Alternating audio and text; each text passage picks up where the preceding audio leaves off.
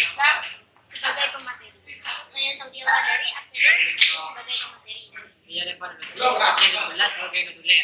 Jangan lupa nonton video kami sampai akhir ya.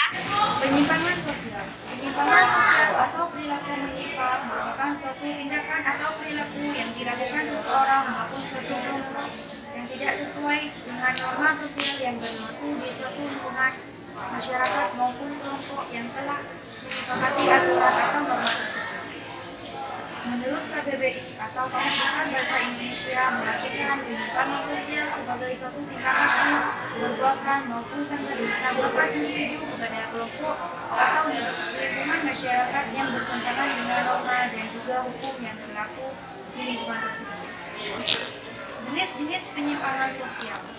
Jenis penyimpangan sosial Lektor Kepala Sosiologi dan Adat di Fakultas Umum di Universitas Indonesia Surjono Suekamto dalam buku Sosiologi 2006 mengemukakan bahwa jenis penyimpangan sosial di masyarakat terdiri atas beberapa jenis, yaitu sebagai berikut: 1. Pelatihan, 2. Delinkuensi anak, 3. Alkoholisme, 4. Homoseksualitas, 5. Kriminalitas. Faktor penyebab ada 4, yaitu faktor individu terdiri dari kepribadian, kesehatan mental, dan kecerdasan. 2. Faktor sosial terdiri dari kemiskinan, diskriminasi, dan ketidakadilan sosial. 3. Faktor budaya terdiri dari norma dan nilai, budaya materialistik, dan budaya konsumsi. 4. Faktor struktural terdiri dari struktur ekonomi, struktur politik, dan struktur sosial. Ada 5 dampak penyimpangan sosial, yaitu dampak positif, dampak negatif, dampak bagi individu, dampak bagi masyarakat, dan dampak bagi negara. Dampak positifnya yaitu peningkatan keterhubungan sosial, pengurangan ketimpangan sosial, pemberdayaan masyarakat. Dampak negatif. Dampak negatif, penyimpangan sosial memiliki dampak negatif yang luas dan signifikan, baik bagi individu, masyarakat, maupun negara. Berikut adalah beberapa dampak negatifnya. Dampak bagi individu yaitu kehilangan rasa percaya diri dan harga diri, masalah kesehatan mental, dan konflik dengan keluarga dan teman. Dampak bagi negara, meningkatnya kejahatan, kerusakan harta benda, dan terganggunya ketertiban umum. Dampak bagi negara meliputi menurunnya intensitas, menurunnya citra negara, dan menurunnya produktivitas. Teori penyimpangan sosial. Menurut John M. Searle, konformitas merupakan bentuk interaksi ketika seseorang berperilaku terhadap orang lain sesuai dengan harapan kelompok atau masyarakat terkait. Menurut para sosiolog, penyimpangan bukan sesuatu yang berada pada bentuk perilaku tertentu, melainkan diberi ciri penyimpangan melalui definisi sosial. Sutherland mengemukakan bahwa penyimpangan bersumber pada pergaulan dengan orang yang berperilaku penyimpangan. Edwin M. Ryan menyatakan bahwa seseorang menjadi penyimpangan devian karena proses relaksasi, pemberian dukungan oleh masyarakat terhadap orang tersebut. Penyimpangan dapat dibedakan menjadi 2, penyimpangan primer dan penyimpangan primer, yaitu perilaku penyimpangan yang dilakukan seseorang secara sosial. Penyimpangan sekunder, yaitu perilaku penyimpangan tidak dapat ditoleransi karena secara berulang-ulang dan terus-menerus.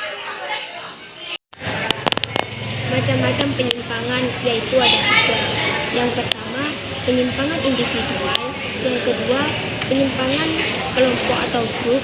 Yang ketiga, penyimpangan campuran. Penyimpangan individual atau individual deviant ini merupakan sebuah perilaku menyimpang yang biasanya hanya dilakukan oleh satu orang atau individu yang tidak dapat mematuhi nilai maupun norma yang berlaku pada suatu lingkungan. Penyimpangan kelompok atau grup deviatif ini merupakan sebuah perilaku menyimpang yang biasanya dilakukan oleh sekelompok orang yang tidak dapat mematuhi nilai maupun norma yang berlaku pada suatu lingkungan. Penyimpangan campuran atau kombinat merupakan sebuah perilaku menyimpang yang biasanya dilakukan oleh seseorang atau individu yang merupakan dari suatu kelompok yang tidak dapat mematuhi nilai maupun norma yang berlaku pada suatu lingkungan.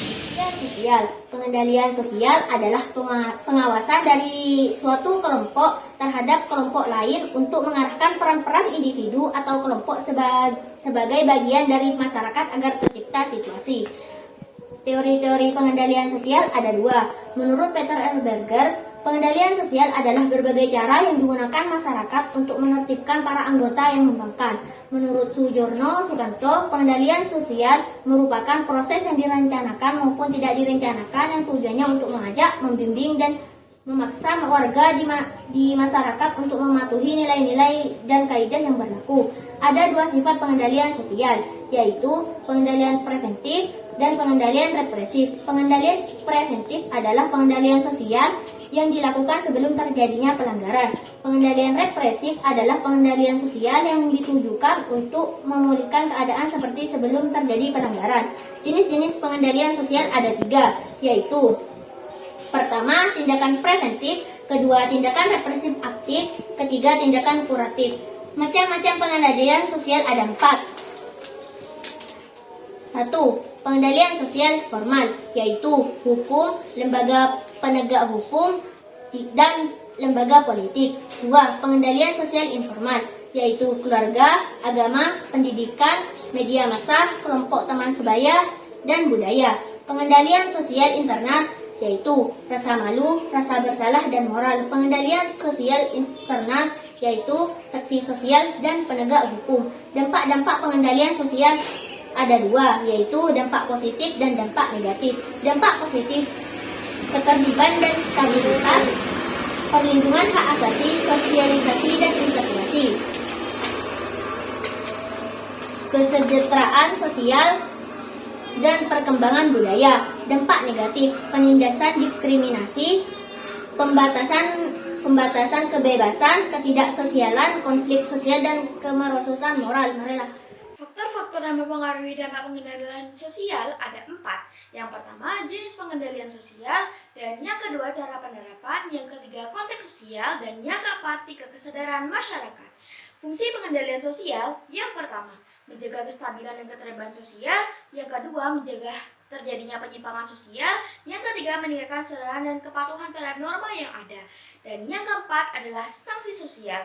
Tujuan pengendalian sosial yaitu untuk menciptakan ketertiban, mencegah penyimpangan sosial, serta menjaga stabilitas sosial dalam masyarakat.